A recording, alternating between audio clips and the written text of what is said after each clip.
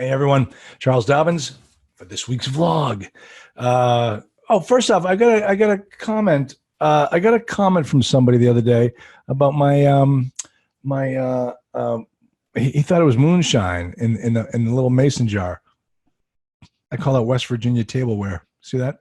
It's just water. Come on. I was gonna find my wine glass. So anyway, all right. Great call. And what we talked about tonight was title insurance. Now, sounds like a boring topic. Yeah, all right, fine, I can understand that, but it was a topic that needed to be discussed. The reason why I brought I talked about with a bunch of students too about their deals. A lot of funny stories about where people are. But we talked about title insurance, and the reason why I brought this particular topic up was because I had a couple of students, one student in particular, who's in the due diligence process, and they totally glossed over the title insurance component of multifamily, of the purchase and sale contract. And I blew the whistle. I said, whoa.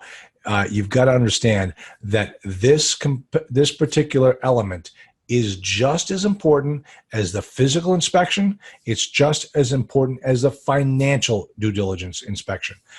You've got to do the legal due diligence, which is the title insurance component. So what I realized I needed to do was kind of give everybody an education about the process behind the title insurance when you're doing a multifamily deal. And I started off with I'm going to give you a little share on my screen here. I obviously I had a problem with my screen, but as you can see here, I'm going to share. This is a standard paragraph within a purchase and sale contract regarding the title commitment. And the first thing I wanted to explain here was the time elements involved in a title commitment issuance. Okay, so what I did is I highlighted, just in this one paragraph, I highlighted in yellow all of the elements that have to do with the time. So take a look and note that it all triggers off the execution date, not the effective date. Now, if you're a student of the owner form, you know the difference between the two. But in this particular case, with the issuance of the title commitment, we trigger it off the execution date. So you can see here, 10 days after the execution date, the seller has to do something. Okay, then once that 10-day period is over, then the buyer has 15 days to do something. And then once that 15 days is over, now the seller is back, ball's back in his court. He's got 5 days to do something. And then after that 5-day period, the buyer has a decision to make. Does he call, check, or fold? And it's entirely up to the buyer. And he's got a certain amount of time for him to do that. So all of it is clearly addressed in this particular paragraph. But the first thing has to do with the title commitment and the issuance of the title commitment, and understanding that, hey, what does the issuance of a title commitment policy mean? And what happens? What does a title insurance policy give us?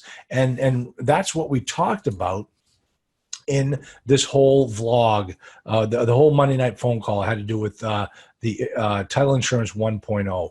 This helps you understand, because listen, if you're looking to do a multifamily deal, which is going to require you to sign a purchase and sale contract, within every purchase and sale contract of a multifamily deal is the issue about the title commitment. You would better understand what that means and how it impacts you. And one of the things I'll see if I can find the one slide. Okay, yeah, let me talk about this one slide. And this is gonna be a short little vlog, and this is what happens. So remember at the beginning of that first particular paragraph, the seller has 10 days to get you a title commitment from the execution date, right? We all know that.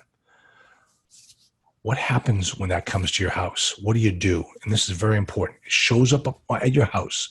You've got to act very quickly, because remember, all those time frames, the clock is ticking. And if you don't act timely, you're going to lose out.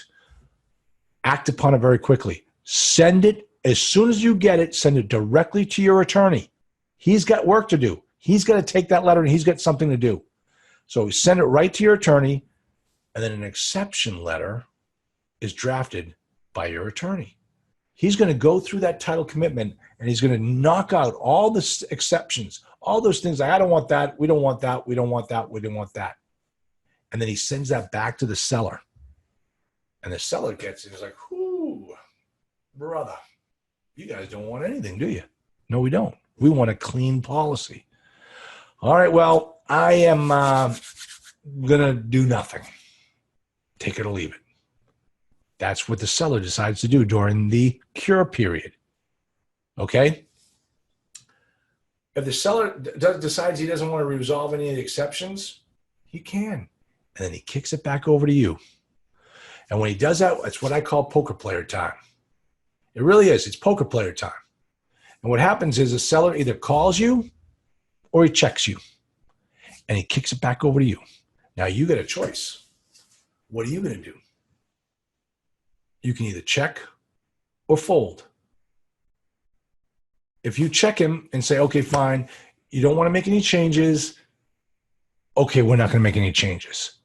Let's move on with the rest of the due diligence process. Well, then he just beat you. He just beat you.